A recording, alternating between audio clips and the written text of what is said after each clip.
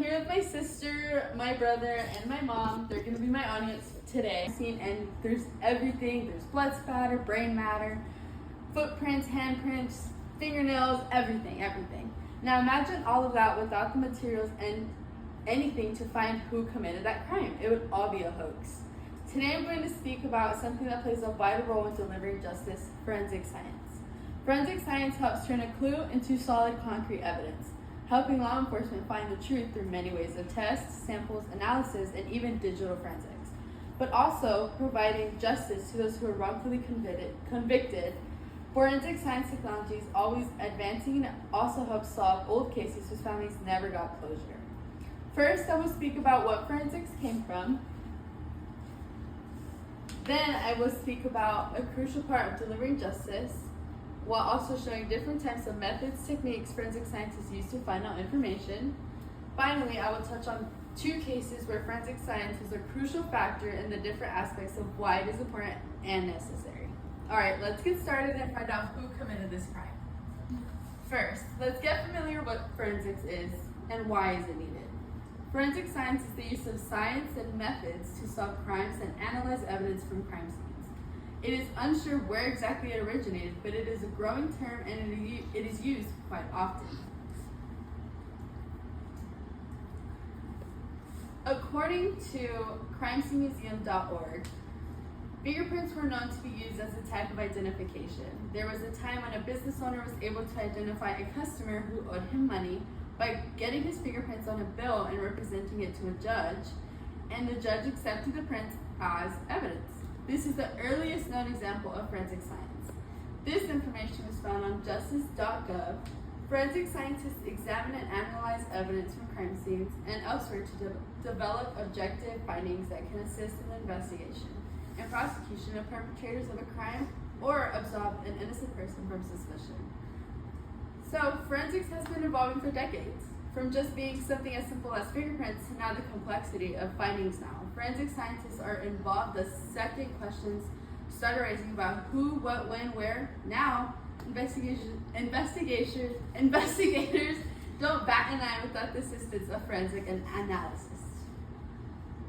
Now, let me talk to you about the methods that are used for certain situations and the specialized techniques. So first, there are 5 types of forensic evidence: biological, trace, fingerprint, digital, and ballistics evidence.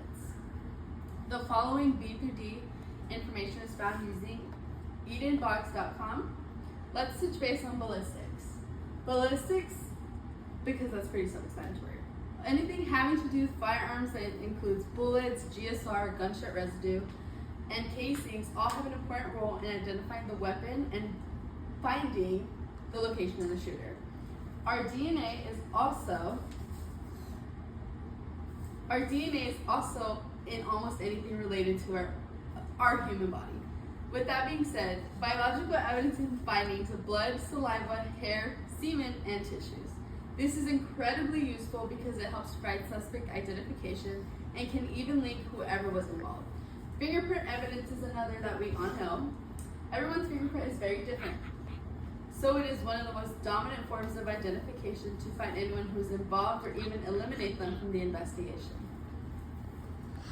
Nowadays, modern technology is so advanced, it's even a helpful resource when it comes to solving a crime. This is called a digital evidence. Nowadays, every app or technology or anything you link anything to is very traceable and has your digital footprint. Last but not least, it's trace evidence. This is very common in any crime scene. Any crime scene, there's any evidence left behind. This is the type of evidence you see with your bare eye. It can include fragments, paint chips, grass, blood. It helps piece together how the crime is committed and creates leads in investigations. This information is also supported by nu.edu blog. Wow, that's a lot of ways you can find who did it. Isn't it quite fascinating? With these many techniques, I can only imagine the amount of cases solved and how many people got justice for the crimes committed. Finally, let's talk about 2 forensic cases where it was really crucial to find who got the justice. Okay, my first case. This information was used by www.sciencefocus.com. In California, there was a murder called the Golden State Killer. He was named Joseph James D'Angelo. For years, his murder left not one single trace. It led up to him getting away with it for many years, until one day he wanted to find out what his history was. So he took a DNA test, and it pulled up a far relative, and then forensic scientists got that information and linked him to all 13 murders. They used genetic genealogy, so whenever they swapped his cheek, they found him. Okay. My next court case is Butcher Baker murders, aka Robert Hansen. 17 women were brutally murdered, but one escaped and spoke to authorities because he liked to play a Hunger Games type of murder. So he liked to hunt, so he would basically let them run around free and shoot them, but nobody knew how or why they were getting shot or who did it. After the victim escaped from that one person that he tried to, kill, they told the police, and it was enough for them to investigate further, and they used the shell casings to trace it all back to a shotgun, and they used ballistics to find everything. So this is them shifting around in the dirt to find shotgun shells and where he did the crime. Forensics is so important. No matter how long or how quick, justice will always be served. The truth will always come out, and the guilty will get caught and punished, no matter how careful they are. Summary: we have now learned that forensics is and why it is necessary and how it can be so effective.